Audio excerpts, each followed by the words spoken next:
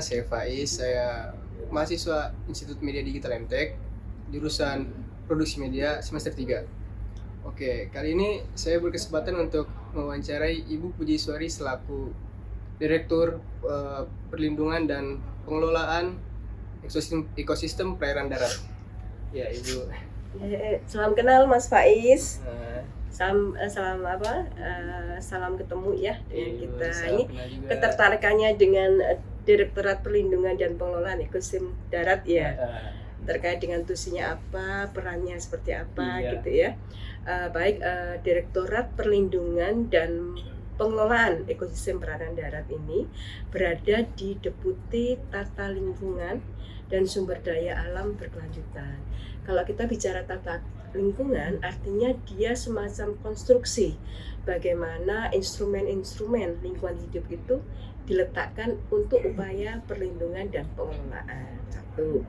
Nah, untuk Direktorat Ekosistem Perairan Darat, kita mempunyai beberapa tusi. Yang pertama, yang tidak boleh dilupakan itu adalah perlindungan dan pengelolaan. Artinya konsep perlindungan dan pengelolaan dimulai dari perencanaan, pemanfaatan, pengendalian, pemeliharaan, pengawasan, sampai ke penegakan hukum. Jadi 6 tahapan ini ada di Undang-Undang 32 tahun 2009. Nah, kalau kita bicara di sini itu ada dua kelompok kerja yang cukup signifikan. Yang pertama terkait dengan ekosistem mangrove. Yang satu lagi terkait dengan ekosistem perairan darat, menggunakan nama yang sama dengan direktoratnya. Tetapi kami konsentrasi untuk upaya perlindungan dan pengelolaan danau, rawa, situ gitu ya, sumber mata air dan sungai. Nah, di dua tugas pokok kami itu kita tidak bisa sendirian. Leading sektornya memang KLHK atau BPLH, Badan Pengendalian Lingkungan Hidup, leading sektornya. Tetapi kami dalam melaksanakan 6 tahapan tadi itu selalu berkoordinasi dengan kementerian terkait. Misalnya dengan danau. Sekarang ini KLH setelah Rakornas Danau Dunia itu kita menggagas untuk rencana perlindungan dan pengelolaan ekosistem danau pada 15 danau prioritas. Hafal dong ya, 15 danau prioritas mulai dari Sumatera, Toba sampai ke Papua. Nanti dilihat ya, cari dulu. Mahasiswa harus kreatif dong. Kira-kira di Sumatera nih ada danau apa saja, di Kalimantan ada berapa saja, di Jawa ada berapa, kemudian di Bali ada berapa, Sulawesi ada berapa, di Papua ada berapa. Itu danau yang gede, Bu. Iya, itu 15 danau prioritas. Nah, kayak ini yang di gunung juga. kalau danau tidak di gunung, beda. Oh. Nah, itu ya. Iya. Nanti dilihat dulu, nanti mbak-mbak yang cantik ini akan menjelaskan 15 danau itu apa saja. Mulai dari Toba, kemudian turun, terus sampai nanti di Papua. Ya dijelasin ya. Ada danau, pernah dengar danau Tempe? Oh, belum. Itu nanti dijelasin ya sama staff-staff saya Yeah. ya, artinya gitu. Nah, itu satu sisi. Kemudian ketika kita bicara danau, kita juga nggak bisa sendirian. Kita akan mengajak Bappenas agar upaya penyelamatan danau itu menjadi isu prioritas. Masuk di Bappenas gitu ya. Kita tidak bisa sendirian juga. Kita mengkait dengan Kementerian PU. Karena ada Sepadan dan lain-lain untuk upaya perlindungannya. Jadi tidak ada dengan Kementerian Dalam Negeri. Karena lokasi danau-danau itu berada di provinsi atau kabupaten. Nah, gitu ya. Jadi tidak bisa KLH ini sendirian. Semuanya harus ada stakeholdernya, ada kolaborasinya dengan kementerian atau lembaga terkait. Sungai juga demikian. Sungai itu mungkin dominan nanti di Kementerian PU ya, akan dominan Kementerian PU. Tapi kalau kita bicara ekosistemnya, mesti akan KLH. Kira-kira seperti itu ya. Jadi kira-kira inilah upaya-upaya yang dilakukan oleh Kementerian LH untuk perlindungan dan pengelolaan ekosistemnya. Kalau kita bicara ekosistem, berarti ada siklus kehidupan. Tidak hanya di airnya saja. Kalau air kita bicara pencemaran, mutu air gitu ya. Tapi bisa jadi ada sedimentasi nggak di situ, ada bahaya pencemaran nggak yang dari luar, ada sampah-sampah tidak gitu ya. Jadi artinya karena itu ekosistem. Jadi siklus ekosistemnya ini yang kita jaga agar berdampak positif untuk saat ini dan untuk masa depan.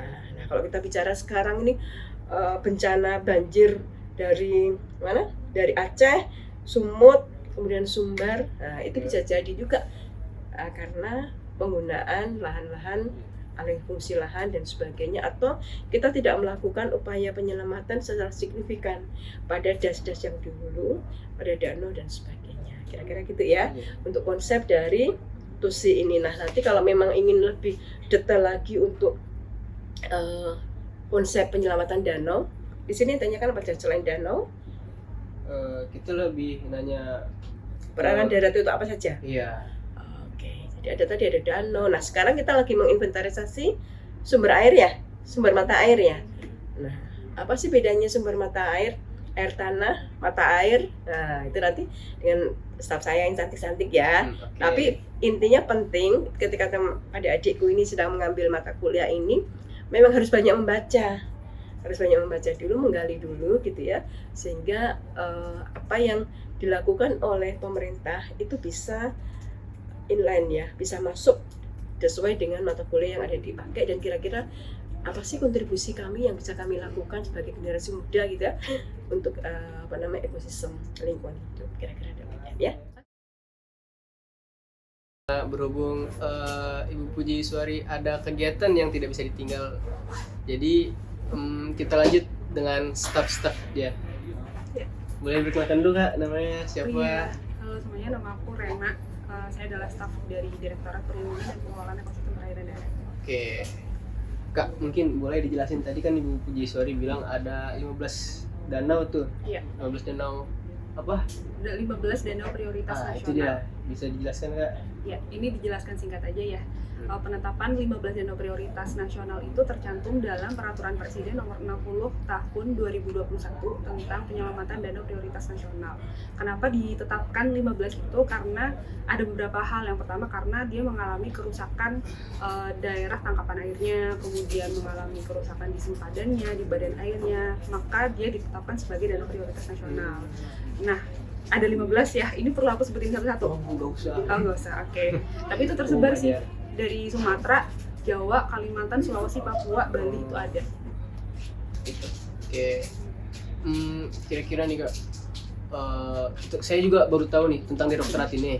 Jadi saya pengen tahu siapa direktorat ini dan apa peran utamanya di masyarakat di Indonesia.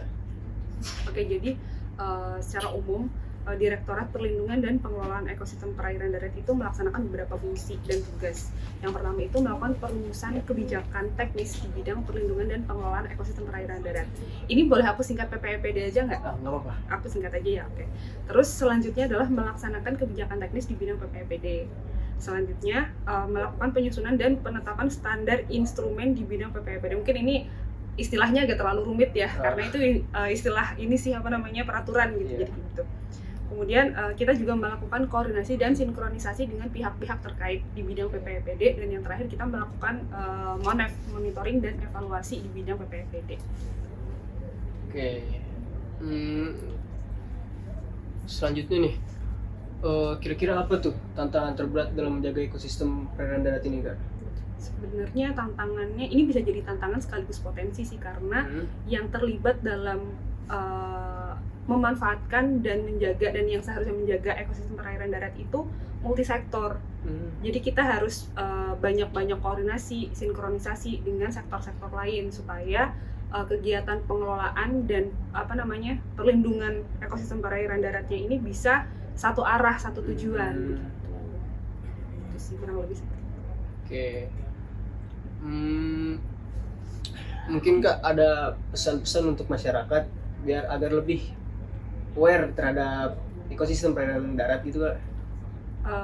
Ya sama-sama lah kita jaga ekosistem perairan darat, karena di sana kehidupan kita bergantung. Kemudian apalagi kita lihat apa yang terjadi akhir-akhir ini ya, kayak bencana yang di Sumatera itu kan nggak jauh juga dari kerusakan ekosistem perairan darat ya. Makanya setelah kejadian itu, ayo sama-sama kita jaga ekosistem perairan darat supaya nanti kehidupan kita juga lebih terjaga. Nah, kalau itu Kak, pengen tanya nih, penasaran aja nih mah. yang tentang ini bencana yang di Sumatera itu kira-kira itu asal awalnya dari kenapa? Nah, seperti yang aku bilang tadi, itu tuh multisektor, nggak mungkin kejadian itu tiba-tiba terjadi begitu aja ya. Itu mungkin karena ya mungkin salah satunya karena deforestasi, kemudian alih fungsi lahan dan lain-lain sih mungkin. Dan ada siklon Senyar juga yang sekarang sedang terjadi, itu juga ya, mungkin seperti itu. Oke, terima kasih Kak atas penjelasannya dan waktunya. Sama. Oke, dari pembicaraan ini kita bisa ambil kesimpulan bahwa menjaga ekosistem perairan darat itu sangat penting, bukan cuma tugas pemerintah tapi juga tugas kita sebagai masyarakat.